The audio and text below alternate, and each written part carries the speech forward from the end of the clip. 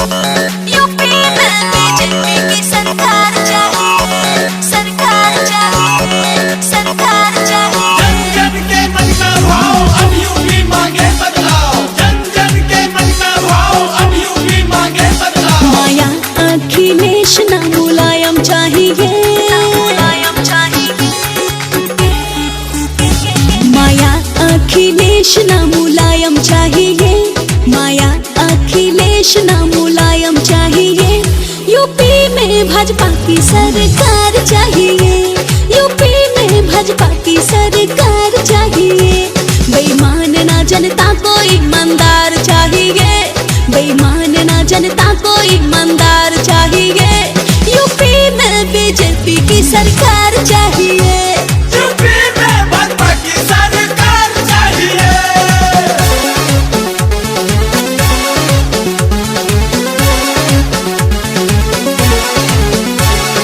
माफ न होगी किसी की भूल, अब की खिलेगा कमल का फूल। माफ न होगी किसी की भूल, अब की खिलेगा कमल का फूल। झूठे वादे करने वाले सत्ता में न आएंगे, ऐसे अब काले धन का वो रुतबा दिखाएंगे, रुतबा दिखाएंगे, रुतबा दिखाएंगे। झूठे वादे करने वाले सत्ता में न आएंगे, ऐसे अब काले धन का वो रुतबा दिखाएंगे। गरीबों किसानों को अधिकार चाहिए, गरीबों किसानों को अधिकार चाहिए। यूपी में भाजपा की सरकार चाहिए, यूपी में भाजपा की सरकार चाहिए।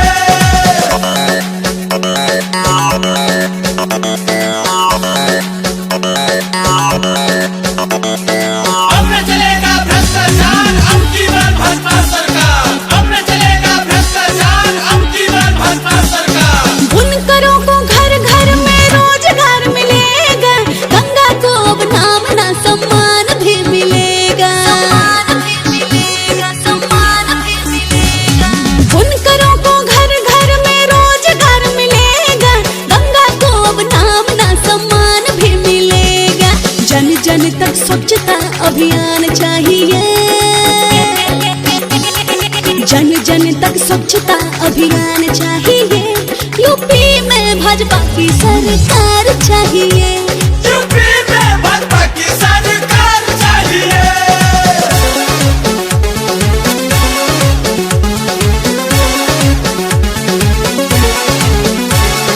माफ न होगी किसी की भूल, अब की खिलेगा कमल का फूल। माफ न होगी किसी की भूल, अब की खिलेगा कमल का फूल। अंधरे लंगड़े काने को ना अपमान मिलेगा, इनको दिव्यांग कहने का सम्मान मिलेगा, सम्मान मिलेगा, सम्मान मिलेगा।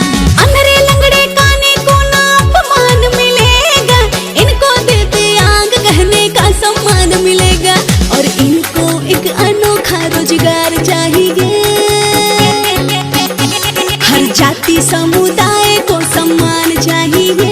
यूपी में बीजेपी की सरकार चाहिए, यूपी में भाजपा की सरकार चाहिए।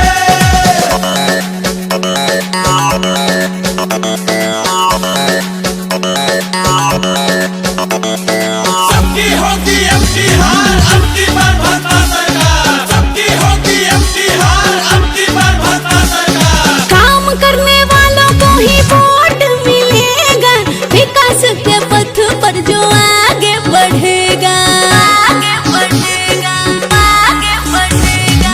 काम करने वालों को ही वोट मिलेगा, विकास के पथ पर जो आगे बढ़ेगा। युवाओं बेरोजगारों को रोजगार चाहिए,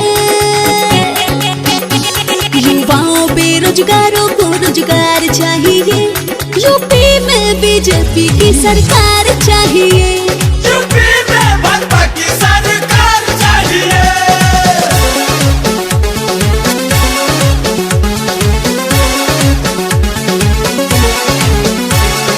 जन जन के मन का भाव अब यूपी मांगे बदलाव, जन जन के मन का भाव अब यूपी मांगे बदलाव। पूछ लो कहीं भी नेता हो तो वो कैसा हो, कहते हैं भारतवासी मोदी जी के जैसा हो, मोदी जी के जैसा कुछ लोग कहीं भी नेता हो तो वो कैसा हो, कहते हैं भारतवासी मोदी जी के जैसा। खुशबू उत्तम को जीत का समाचार चाहिए, खुशबू उत्तम को जीत का समाचार चाहिए। यूपी में बीजेपी की सरकार चाहिए, यूपी में भाजपा की सरकार चाहिए। Music by Manoj Pandit.